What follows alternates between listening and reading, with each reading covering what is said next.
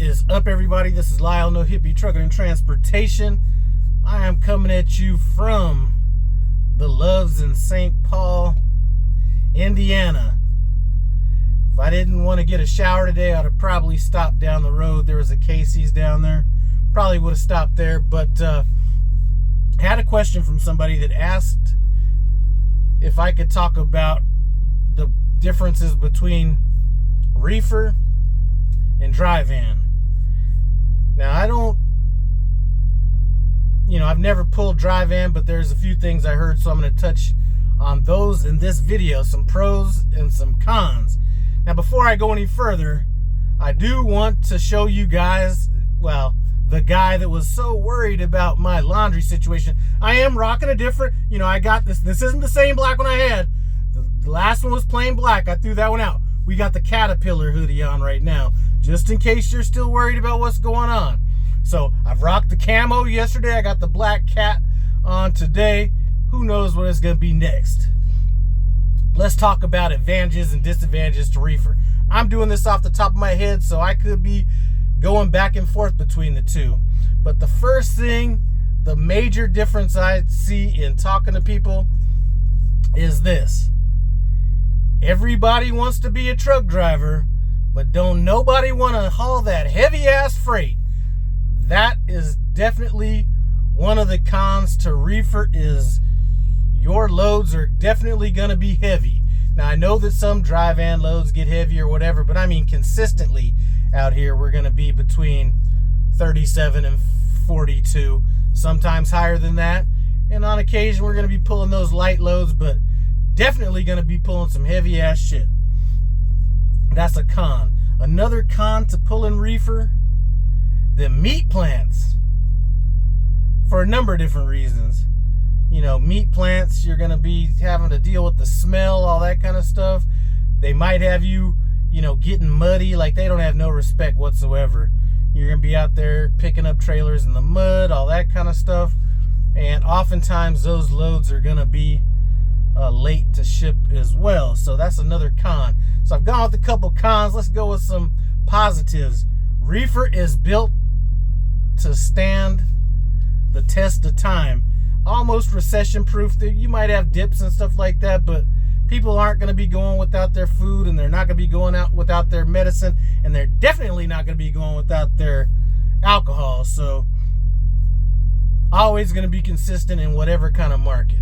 People could do without their TVs and clothes and all that kind of stuff. But Prime does haul dry freight as well, so we could steal some of that from the dry van market. Another, I'm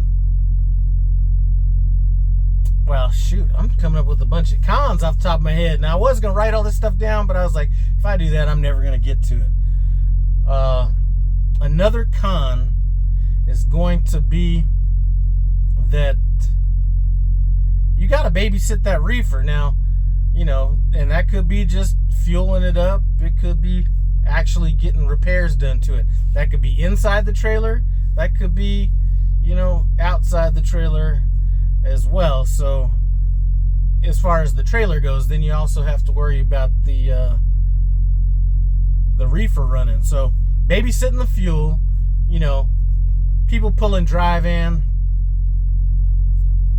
across Wyoming, stuff like that. Weather gets bad, they could just shut down without any worry about how much, or won't have to worry at all about fuel or anything like that in their reefer. So that is something that we definitely got to keep in mind, and I will fuel up my reefer almost every time I fuel, especially in winter. So another con.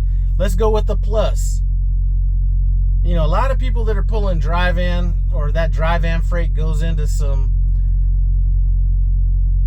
really bad, well, they're both bad shippers and receivers as far as, not all of them, but a lot of their shippers and receivers are going to be in these little, small, tight, two-dock type places, stuff like that.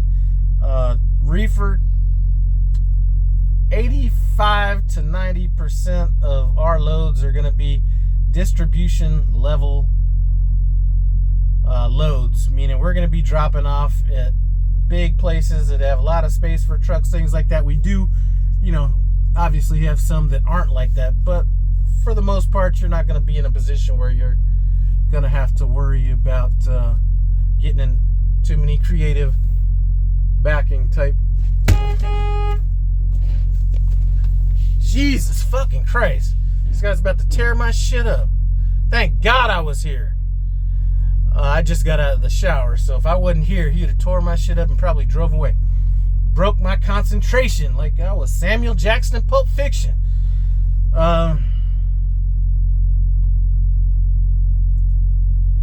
Jesus. This has been an epidemic. Alright, so anyway, that's another positive. Man, that just blew my entire concentration. And he would have definitely hit my light area too. So, man,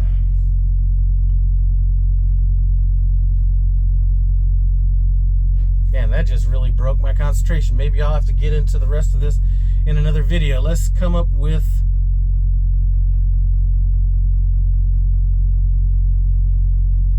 Let me keep an eye on this guy, because this isn't no rookie, but he's backing like he's one. Maybe he is a rookie. I don't know. Just because somebody has a hood truck doesn't mean that they have experience.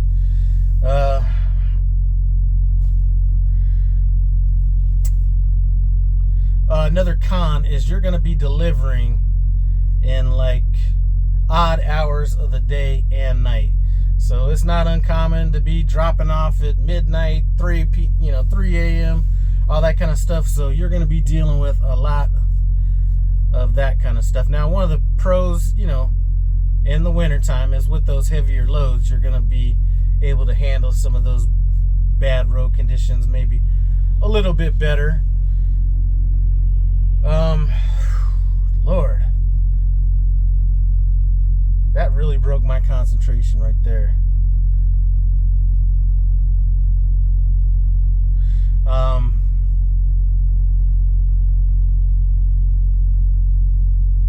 Anyway, I'm going to leave it at that. There isn't a whole lot more that I think there is to say.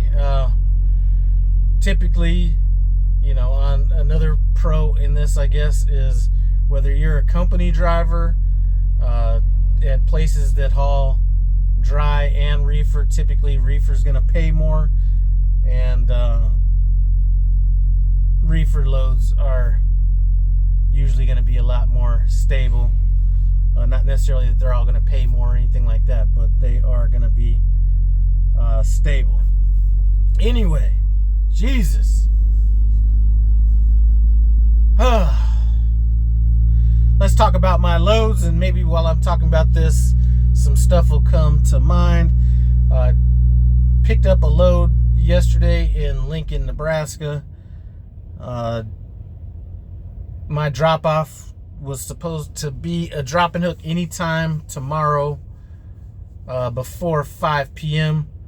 I was planning on getting it there, sometime around 9, 10 maybe in the morning.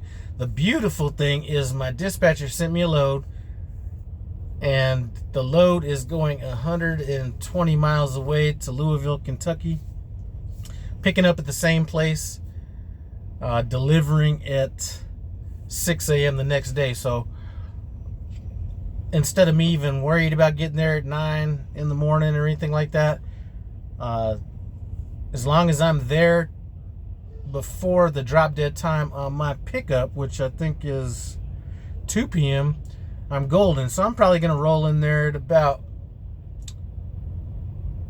noonish, something like that. So I'll be able to, it's like 4 o'clock here now. So I'm going to get to sleep all tonight and then just get up without an alarm and leave, sometime around 10:15. So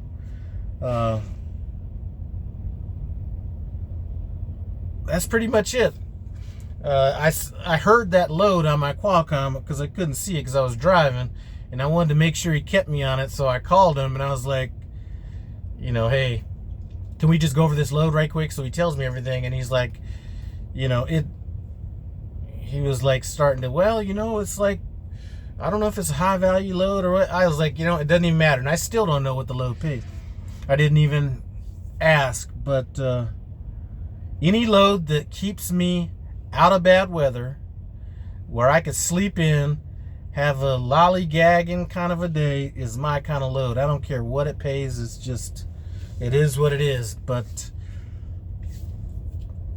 I do appreciate you guys stopping by No Hippie Trucking and Transportation. I'm probably going to be thinking about all kinds of stuff now that I'm about to end this video. But that was a close call. That guy was about to tear up all my shit.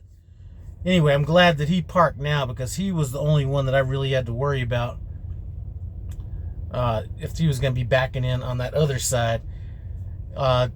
Now, a tip for some of you new guys out there: if I'm at a truck stop, if there's open spaces, like 3 open spaces in a row, I try to avoid those. I try to park next to somebody that's already parked, preferably to their passenger side, so the next person that parks is going to be pulling into my passenger side, and he's going to be seeing my truck clearer than the truck on the opposite side. So just a tip, take it if you want to take it. If you're gonna park, try to park next to somebody to your driver's side. Don't pull. The worst thing you could do is pull into a, if they got like 3 spots open and you pull into the middle one, now you got to worry about 2 people pulling in.